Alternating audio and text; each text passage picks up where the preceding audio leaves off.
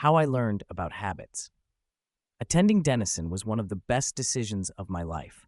I earned a spot on the baseball team, and although I was at the bottom of the roster as a freshman, I was thrilled. Despite the chaos of my high school years, I had managed to become a college athlete. I wasn't going to be starting on the baseball team anytime soon, so I focused on getting my life in order.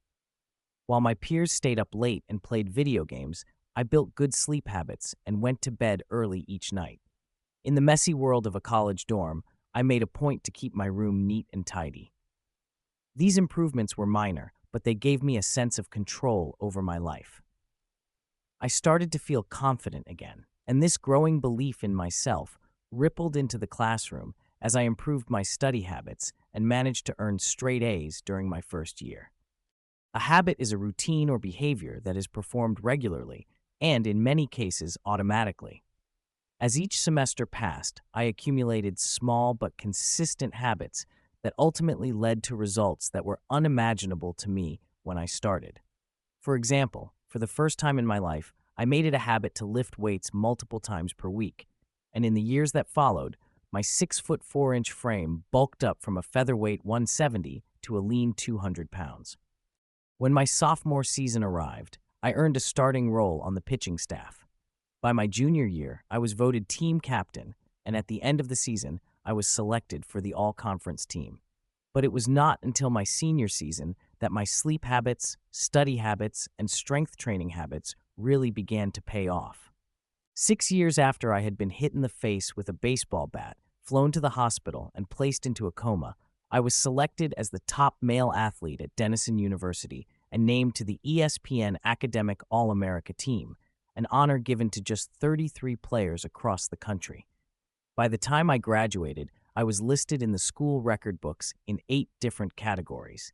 That same year, I was awarded the university's highest academic honor, the President's Medal. I hope you'll forgive me if this sounds boastful. To be honest, there was nothing legendary or historic about my athletic career.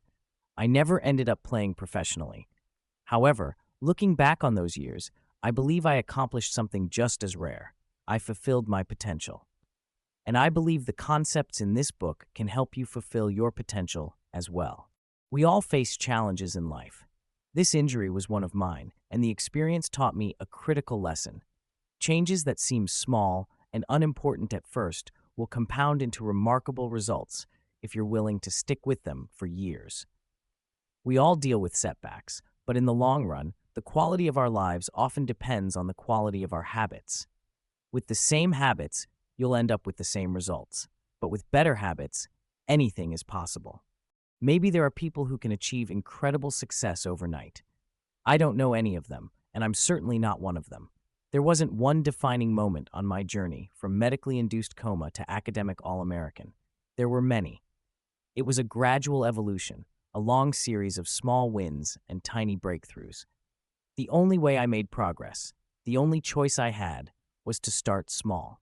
And I employed this same strategy a few years later when I started my own business and began working on this book.